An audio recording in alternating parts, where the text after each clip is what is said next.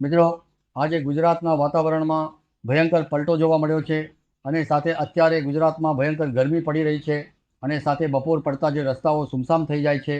લોકો હવે એક જે સવાલ પૂછતા જોવા મળી રહ્યા છે કે આખરે આ ગરમીમાંથી રાહત ક્યારે મળશે અને ચોમાસું ગુજરાતમાં ક્યારે આવશે. તો મિત્રો, હવે ચોમાસાને લઈને ખૂબ જ મોટા સંકેતો મળવા લાગ્યા છે.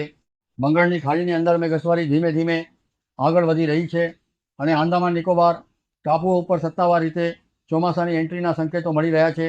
ત્યારબાદ કેરળમાં ચોમાસું આગળ વધશે અને પછી ગુજરાત તરફ તેની સફર શરૂ થશે.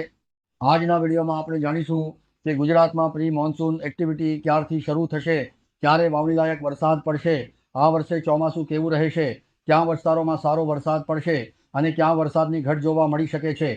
સાથે સાથે વાવાઝોડા અને ગરમીને લઈને પણ મોટી અપડેટ સામે આવી છે, એટલે વિડીયોને અંત સુધી જરૂર જોતા રહેજો.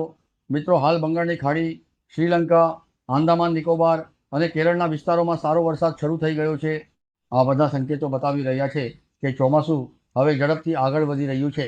જાણીતા હવામાન નિષ્ણાત અર્થિયા શેટ્ટીએ મોન્સૂન 2026 અંગે મોટી આગાહી જાહેર કરી છે. ખાસ કરીને ગુજરાત, મુંબઈ, મહારાષ્ટ્ર અને ગોવા માટે વરસાદનું અનુમાન આપવામાં આવ્યું છે. આગાહી પ્રમાણે મુંબઈની અંદર સામાન્ય કરતાં ઓછો વરસાદ પડી શકે છે, જ્યારે મહારાષ્ટ્રમાં પણ વરસાદ થોડોક નબળો રહી શકે છે. ગુજરાતની વાત કરીએ તો આ વર્ષે લગભગ 93 થી 96% જેટલો વરસાદ રહેવાની શક્યતા વ્યક્ત કરવામાં આવી છે. એટલે કે વરસાદ સંપૂર્ણ ઓછો નહીં હોય, પરંતુ અનિયમિત અને અસમાન રહેવાની શક્યતા વધારે રહે છે. મિત્રો, આ વર્ષે એક મોટી બાબત એ પણ છે કે અરબી સમુદ્ર અને બંગાળની ખાડી બંનેમાં સાયક્લોનિક સિસ્ટમ સક્રિય બની શકે છે. મે અને જૂન મહિનામાં એક સિસ્ટમ બનવાની શક્યતા વ્યક્ત કરવામાં આવી રહી છે. જો આ સિસ્ટમ મજબૂત બનશે તો ગુજરાત સહિત ઘણા રાજ્યોમાં ભારે વરસાદ પડી શકે છે, પરંતુ જો સિસ્ટમ નબળી રહે છે તો વરસાદ લાંબા સમય સુધી ખેંચાઈ પણ શકે છે. એટલે આ વર્ષે વરસાદનો સ્વભાવ થોડોક અનિશ્ચિત રહે તેવી શક્યતા હવામાન નિષ્ણાતો વ્યક્ત કરી રહ્યા છે. હવે વાત કરીએ ગુજરાતની અંદર ગરમીમાંથી રાહત ક્યારે મળશે. હાલ રાજ્યના ઘણા વિસ્તારોમાં 40 થી 44 ડિગ્રી સુધી તાપમાન પહોંચી રહ્યું છે. અમદાવાદ, વડોદરા, સુરેન્દ્રનગર, રાજકોટ અને સૌરાષ્ટ્રના ઘણા વિસ્તારોમાં લોકો ગરમીથી ત્રાહિમામ પોકારી ઉઠ્યા છે. જોકે હવે ધીમે ધીમે વાતાવરણમાં ફેરફાર શરૂ થશે. શુક્રવાર પછી તાપમાનમાં થોડો ઘટાડો જોવા મળી શકે છે, પરંતુ તેની સાથે ભેજ અને ઉકળાટમાં વધારો થશે. એટલે ગરમી ભલે થોડોક ઓછી લાગે, પરંતુ બફારો લોકોને પરેશાન કરી શકે છે. મિત્રો, બંગાળની ખાડીમાં હાલ એક હળવું લો પ્રેશર સિસ્ટમ સક્રિય થયું છે. આ સિસ્ટમ ચોમાસાને આગળ ધપાવવામાં મહત્વની ભૂમિકા ભજવશે. બીજી તરફ અરબી સમુદ્રમાં પણ ભેજનું પ્રમાણ ઝડપથી વધી રહ્યું છે. 18 તારીખ પછી અરબી સમુદ્ર વધુ એક્ટિવ બની શકે છે, જેના કારણે કેરળ, ગોવા અને દક્ષિણ ભારતના વિસ્તારોમાં સારો વરસાદ શરૂ થઈ શકે છે. ગુજરાતમાં પણ આની અસર જોવા મળશે અને મહિના અંત સુધીમાં પ્રી મોન્સૂન એક્ટિવિટી શરૂ થઈ શકે છે. પ્રી મોન્સૂન એક્ટિવિટીની વાત કરીએ તો ઘણા વિસ્તારોમાં બપોર પછી ઘાટા વાદળો જોવા મળી શકે છે. વીજળીના ચમકારા સાથે હળવા છાંટા પણ પડી શકે છે. વહેલી સવારે ભેજ અને ઝાકળનું પ્રમાણ વચ્ચે આ બધા સંકેતો બતાવે છે કે વાતાવરણ ધીમે ધીમે ચોમાસા તરફ આગળ વધી રહ્યું છે. જોકે હજુ સત્તાવાર રીતે ચોમાસું આવવામાં સમય છે. ગુજરાતમાં સામાન્ય રીતે દક્ષિણ ગુજરાતમાં 15 જૂનની આસપાસ ચોમાસું પ્રવેશ કરે છે. ત્યારબાદ ધીમે ધીમે સૌરાષ્ટ્ર અને ઉત્તર ગુજરાત તરફ આગળ વધે છે.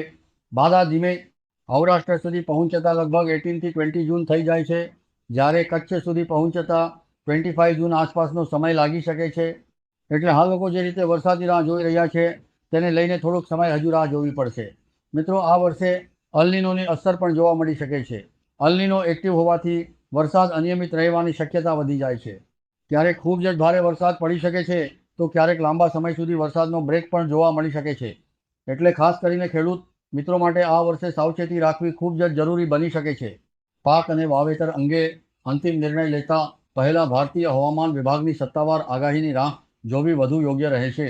હાલ માટે સૌથી મોટી અપડેટ એ છે કે મે મહિનાના અંત સુધી કોઈ મોટા વાવાઝોડાની સત્તાવાર આગાહી નથી, પરંતુ જૂન મહિનાથી પ્રી મોન્સૂન એક્ટિવિટી જોર પકડશે અને ત્યારબાદ ગુજરાતમાં ધીમે ધીમે ચોમાસાની એન્ટ્રી શરૂ થશે. હવે જોવાનું એ રહેશે કે આ વર્ષે મેઘરાજા ગુજરાત ઉપર કેટલા મહેરબાન રહે છે. મિત્રો, આ વખતે સામાન્ય કરતાં વધારે વરસાદ રહેશે.